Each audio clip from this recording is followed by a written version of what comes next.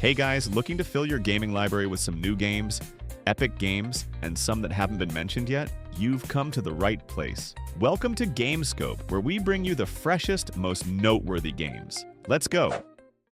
If you were a cop, car thieves were lurking in every alley, and every call to the police could lead to chaos. How would you cope? The new game. The Precinct puts you in the role of a rookie officer trying to maintain order in a sandbox world filled with outlaws. As a player, you need to patrol the streets, answer 911 calls, chase suspects, and sometimes lose your police car in highway accidents. This game is a wonderful blend of open-world action and simulation elements. The game combines elements such as foot reconnaissance, car chases, gunfights, and dynamic crime generation. You never know what will happen next, and that's the fun. Visually, it has a retro urban charm that looks like a mix of Blade Runner and LA Noire. The city is full of people, cars, criminals, and even events you wouldn't expect. If you crave GTA-style chaos with badges and some rules, then the Precinct may be the cops and robbers game you've been looking for. Dune. Awakening is one of the most iconic sci-fi worlds. In a large open-world survival game with NPC monsters that are bigger than you can imagine. Players play a custom character trying to survive on the planet Arrakis, which is a harsh environment. Seriously, if you can do the mission intact, under dehydration, hostile factions, and surrounded by enemies, you are already a big shot. The gameplay is a combination of base building, exploration, resource management, and PvP combat. It is a combination of Rust and massively multiplayer online role-playing games, but with more new elements. You will join factions, find spice fields, fly ornithopters, and avoid becoming food for bugs, or bait. Sometimes you have to deal with sneak attacks from others. The visual effects of the game are breathtaking, with vast deserts, ancient ruins, and brutal sandstorms. It is not only beautiful, but also full of various dangers. Be sure to pay attention to the storm. For gamers who like casual entertainment, it may be a bit difficult and not recommended, but the optimization of this game is damn uncomfortable. You will know it if you try it. The game is now available on PC, PlayStation 5, Xbox Series X/S.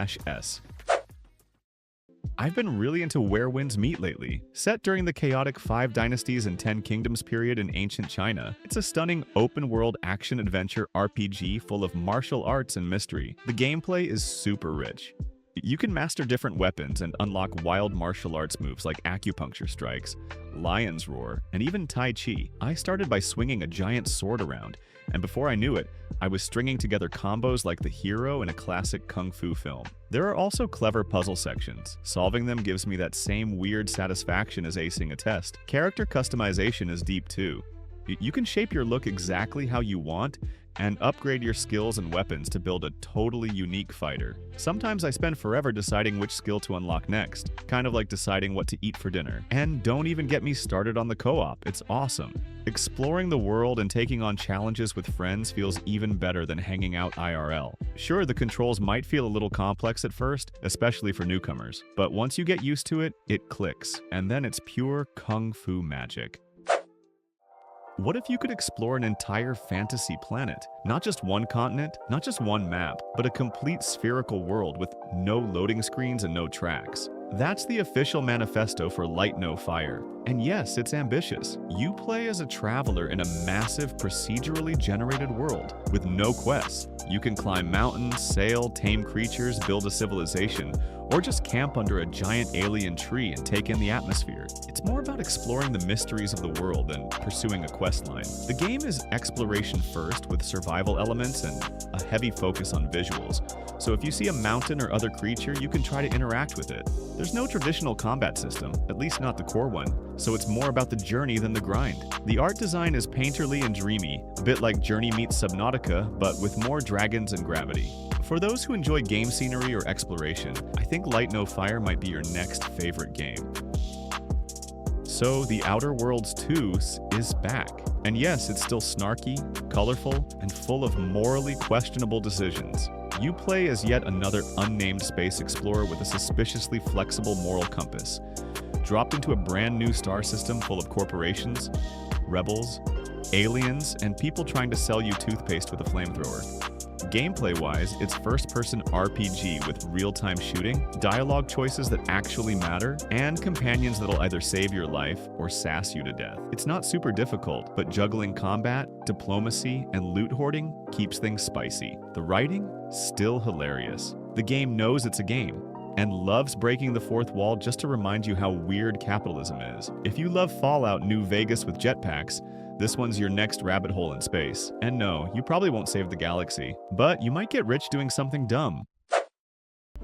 Ballad of Antara looks like someone took a dark fairy tale, sprinkled in ancient magic, and gave you a sword big enough to carry emotional trauma. You play as different characters across timelines, all tied to a crumbling world filled with ghosts, memory fragments, and cursed beings that clearly skipped therapy. Each hero plays differently. Some are agile sword dancers, others wield massive soul-bound relics. You'll switch between them as the story unfolds.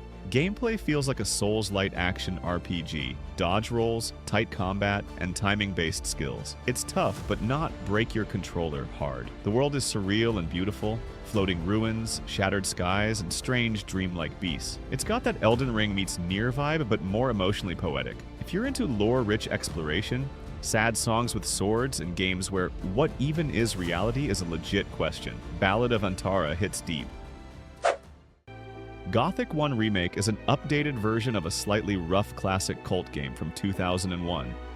This time, it brings more powerful combat. You play the unknown hero, a prisoner thrown into a wall full of prisoners, monsters, and people who want to beat you for no reason. The player's goal is to survive, choose a camp, and climb out of the abyss of the Middle Ages. The gameplay is a third-person role-playing game, focusing on NPC dialogue, and pay attention to the position of the character in melee combat, otherwise it is easy to be seriously injured. In the early stages of the game, even rats can kill you. This is not a joke, but once you adapt to the rhythm of the game, get new equipment, and new achievements, you will feel extremely satisfied. The remake has updated graphics, animations, and voice acting, but retains the style of art and gameplay mechanics of the original. If you like open-ended role-playing games, then this game is definitely worth playing. Be careful that rats will sneak attack and bite people in the early stage.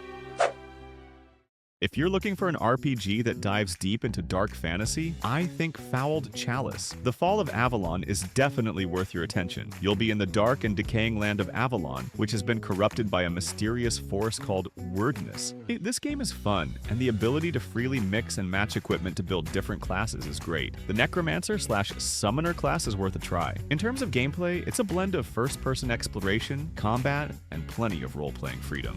You'll craft, fight bizarre monsters, and negotiate with NPCs who look like they haven't slept in a decade. Combat is rich and varied, with a variety of viable build types. It's a mix of the Dark Knight Rises style with some Souls-like blocking and dodging techniques. Graphically, this game captures the gloomy and gritty atmosphere of the Middle Ages perfectly, with the exception of armor forging, where the crafting is a bit disappointing, but it creates an eerie and mysterious atmosphere in the best way possible. It's first-person Dark Souls with a slightly more open world. It even has a bonfire system and dodge button. Certainly not a TES killer, but a decent game in its own right. If Monster Hunter Rise was a short dream, then Monster Hunter Wildlands will be a true off-road adventure. Yes, you are still a hunter, but this time, the world reacts more violently than ever before. Dynamic weather, changing ecosystems, and monsters that are not only huge, but also very smart. For example, chasing a monster into a sandstorm, facing extreme weather, and needing to sneak attack from local monsters, it is easy to fail. If you don't save, it's over. The gameplay adheres to the core. Huge monsters, more powerful weapons, and the great satisfaction when you finally hit the perfect combo. But Wildlands adds higher mobility, smoother traversal experience, and a grand experience that looks like open area exploration. But the optimization is still as bad as ever. The new monsters are very creative. One of them looks like a desert dragon covered with thunderclouds. I don't even know what he can do, but I just want to fight him. This game is suitable for playing with friends. If you are alone, it will be very difficult, but if you want to match wits with monsters, then Wilds is your next obsession. Kingdom Come. Deliverance 2 puts you in the role of Henry, the son of a blacksmith caught up in the political quagmire of 15th century Bohemia. There are no dragons, no spells, just swords, scars, and a lot of people who think you're not good enough to wear armor. The combat is down to earth though, really. Footwork, stamina, and directional strikes are all important. It's more like fencing than fantasy. If you don't train, you'll lose, and lose a lot. But the game wants you to slow down and learn the mechanics. That's part of its charm. Quest build-up. One might involve politics, murder, and a hidden story. Some of the stories need to be completed to get to the finale, and the world is deep, and nothing feels perfunctory. The visuals are breathtaking, with dense forests, muddy roads, medieval towns, and castles, and details that even smell like a beautiful woman. If you like slow-paced, brutally realistic RPGs full of consequences, then Henry's story is far from over.